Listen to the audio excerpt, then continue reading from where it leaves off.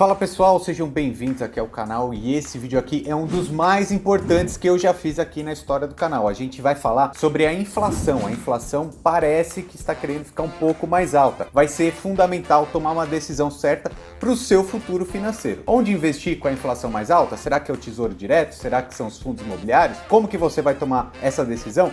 No vídeo de hoje então eu vou falar sobre isso e também vou explicar por que é um erro quando a gente compara fundos imobiliários com a taxa Selic, tá? É muito comum a gente falar, faz até um sentido essa comparação, mas não está correto esse modo de pensar. Vou explicar isso tudo no vídeo de hoje, então ele é extremamente importante. Já compartilha com seus amigos porque inflação realmente não dá para brincar, ok? E se inscreve aqui no canal, são 3 vídeos por semana e deixe sempre seus comentários aqui embaixo que eu leio tudo isso, isso me ajuda a produzir novos conteúdos para vocês, beleza? Meu nome é Ricardo Natali e seja muito bem-vindo ao time.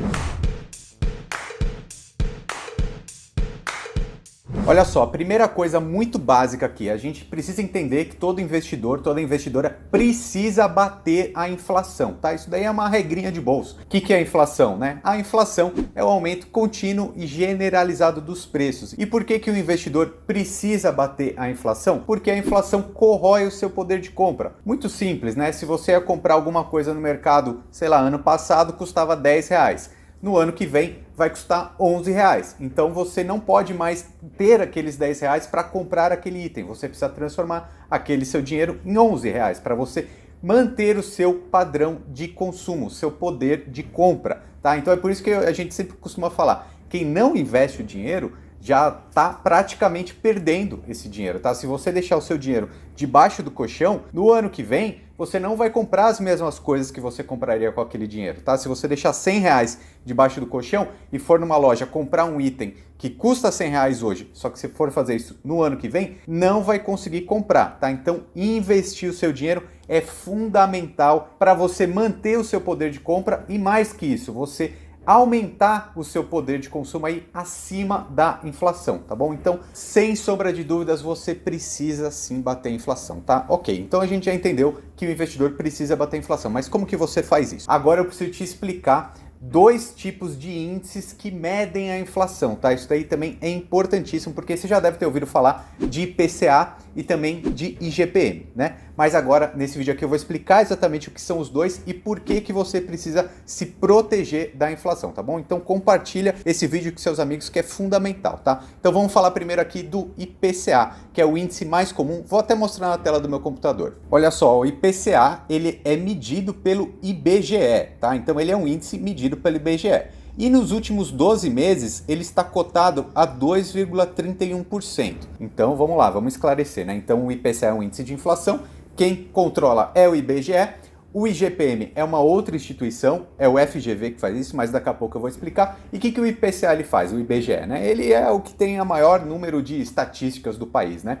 Então ele constrói uma cesta de consumo, são 40 itens mais ou menos, e aí ele pega uma grande média de quanto que está cada um desses itens, mês a mês ele vai fazendo esse controle e aí ele fala se a inflação está aumentando ou diminuindo. Então esse 2,31% ele é um número bem baixo, até pelo histórico do país, né? E ele é muito menor do que o IGPM. Esse é o grande problema. O IGPM nos últimos 12 meses subiu praticamente 13%, né? Daqui a pouco eu vou mostrar em detalhes. Só que se a gente está falando aí de quase 2% do IPCA e 13% do IGPM, poxa, é uma diferença muito grande. E os dois são índices de inflação. Então o que a gente tem que olhar? Daqui a pouquinho eu te mostro. Mas vamos esclarecer agora o que faz parte do IPCA. Então olha só, a cesta é definida pela pesquisa de orçamentos familiares do IBGE, que entre outras questões verifica o que a população consome e quanto do rendimento familiar é gasto em cada produto. Então, é o arroz, o feijão, passagem de ônibus, material escolar, médico, cinema, entre outros. Então, como eu disse, é uma cesta de consumo dos principais itens que são consumidos no país, tá? Então, simplesmente, quanto estava sendo vendido esse conjunto de itens no mês passado e quanto que está agora. E onde? Tá aqui, ó, o IBGE faz um levantamento mensal em 13 áreas urbanas no país, de aproximadamente 430 mil preços em 30 mil locais. Então é uma grande cesta, é uma grande média. Inclusive já deixo até um adendo aqui, né? A sua inflação pessoal pode ser diferente, porque isso aqui é a média, né? Digamos que no último mês a inflação subiu por causa do preço do tomate, né? Se você não consome tomate, não aumentou, né? Ou aumentou por causa da gasolina, mas você não usa carro, você só anda de bicicleta, né? Então é uma grande média. Você pode também trazer isso para a sua realidade, né? Você consome itens diferentes dessa cesta básica, digamos assim, que a população consome, então pode ser que a sua inflação seja diferente. E daqui a pouco a gente vai ver isso também no IGPM. E já mostrando aqui na tela a notícia que o IGPM subiu 2,74% apenas em agosto, ou seja, 13,02% em 12 meses. É muito mais do que o IPCA. Então assim, o IPCA é o índice comum, a grande média, só que aqui o IGPM, que normalmente serve para aqueles contratos de aluguel, por exemplo, né, do setor imobiliário, ele subiu muito mais. Então a gente precisa identificar esses itens para a gente entender se a nossa inflação pessoal está aumentando muito mais que a média ou não, tá? Então deixa eu esclarecer aqui do IGPM. Ó, tá aqui, ó. Como que o IGPM é calculado? Então ele conta aqui a variação dos bens e serviços também, mas também matérias-primas do setor agrícola, industrial e construção civil. Então ele é composto pelo índice de preços ao produtor, ao consumidor e a construção. Então o IGPM ele não é especificamente uma cesta de produtos, mas aí ele vai olhar toda a cadeia econômica do país, né? A construção, setor agrícola, o consumo das famílias também, setor de construção, então ele é muito maior, né? Tanto que ele é até usado para verificar como está o aquecimento ou não da economia do país, e também ele é usado para principalmente reajustes do setor imobiliário, do setor elétrico, enfim, é muito utilizado também. Então a gente precisa entender que existem esses dois tipos, esses dois índices. E por que eu estou falando tanto? Porque, por exemplo, se você quiser se proteger da inflação, você acha assim, ó, a inflação vai subir muito. Você poderia chegar lá no Tesouro Direto, né, que eu já falei várias vezes aqui no canal, que é o ativo mais seguro da nossa economia, e comprar um Tesouro Direto IPCA+, que vença daqui a 10, 15 anos, por exemplo. Você pode comprar, aí você se protege apenas do IPCA do período, né? Do IGPM não. Então, por isso que é bom a gente saber esses dois itens para a gente conseguir se proteger em ambos, né? Daqui a pouco eu vou mostrar aqui na tela também o Tesouro Direto, mas olha só os fundos imobiliários. Eles têm contratos que são reajustados por ambos os índices. Deixa eu te mostrar aqui na tela. Eu vou pegar aqui como exemplo dois fundos que têm um patrimônio líquido aí bem grande, tá? Eu vou usar o BRCR11, que tem um patrimônio aí de mais de 2,5 bilhões de reais, e o XPLG, que tem mais de 2 bilhões de reais, tá? Então vamos olhar aqui o relatório gerencial. Primeiro eu vou mostrar aqui então do famoso BC Fund, né, que é o BRCR11, que é um fundo de lajes corporativos, né, de escritórios. Deixa eu mostrar aqui esse gráfico que eu quero mostrar, ó. O índice de reajustes, a maior parte disparado é pelo IGPM, tá aqui, ó, 71,2% dos contratos. Uma parte também pelo IPCA, 24,8%,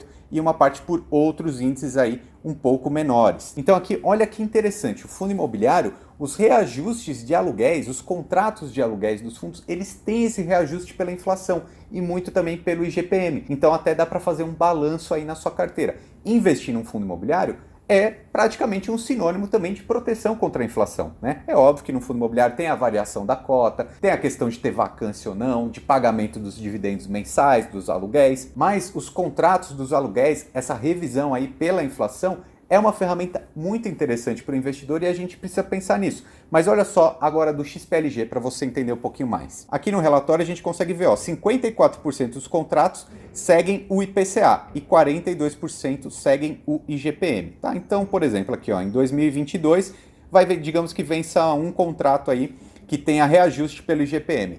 Vai pegar aí essa alta de 13% mais ou menos que eu mostrei nos últimos 12 meses, no reajuste vai estar embutido, então seria ali um aluguel um pouco mais caro que esse inquilino pagaria e viria para o cotista dos fundos imobiliários como aqueles rendimentos mensais, tá? Então por isso é interessante a gente entender esse tipo de ferramenta. E agora respondendo aquela pergunta lá do comecinho, né? Por que é um erro a gente atrelar um fundo imobiliário à taxa Selic? Muito básico, tá? Mas eu vou mostrar os detalhes aqui para você. Influencia? A taxa Selic influencia? Com certeza, a taxa Selic influencia tudo. Ela é a grande régua do mercado. Se o Banco Central determina que a taxa Selic está 2% ao ano, por exemplo, essa é a média, essa é a referência do mercado. Por quê? Esse é tido como ativo sem risco, né? Que tem o menor risco no país, é o título público. Então, um Tesouro Selic paga 2% ao ano. O que acontece? Quando tem uma reunião do Copom e ele diminui a taxa Selic, por exemplo, cai meio ponto, os fundos imobiliários tendem a subir. Até porque o investidor fica mais interessado, o fundo imobiliário fica mais atrativo até pela rentabilidade, pelos dividendos, etc. Tá? Então, influencia? Sim. Só que o que acontece? São movimentos de curtíssimo prazo. Porque o Copom ele se reúne a cada 45 dias, né? Então são 8 reuniões do Copom que determina a taxa Selic, né? Então isso é curtíssimo prazo. E quando você vai investir num fundo imobiliário, você não pode pensar no curto prazo, você tem que pensar no longo, né? Você não vai comprar um imóvel para se desfazer dele no mês que vem, né? Você vai ficar fazendo trade de fundo imobiliário. Acho que faz muito sentido você ter um pensamento de ganhar esses dividendos para um longo prazo. Então, quando a gente pensa em longo prazo, a gente está falando de inflação. É o que eu expliquei no começo do vídeo, poder de compra. Então, a Selic, ela influencia sim os fundos imobiliários, mas o seu pensamento tem que ser de longo prazo. Então, o fundo imobiliário que você compra tem que bater a inflação. Então, olha só, vou mostrar aqui o Tesouro IPCA. Se você quiser comprar um título do Tesouro IPCA hoje aqui, ó, que vence em 2045, ele garante para você 3,7% mais a variação da inflação do IPCA nesse período. Ou seja, é 3,7% aí de ganho líquido, digamos assim, acima do IPCA, acima desse índice. Então, quando você investe num fundo imobiliário, o que você precisa comparar? Não com a taxa Selic, mas com esse 3,7%, que é um ganho líquido, digamos assim. Tá? Então, pensa comigo, Tesouro Direto é o ativo mais seguro da nossa economia. E ele fala para você, 3,7% mais a inflação. O fundo imobiliário está te pagando mais que isso?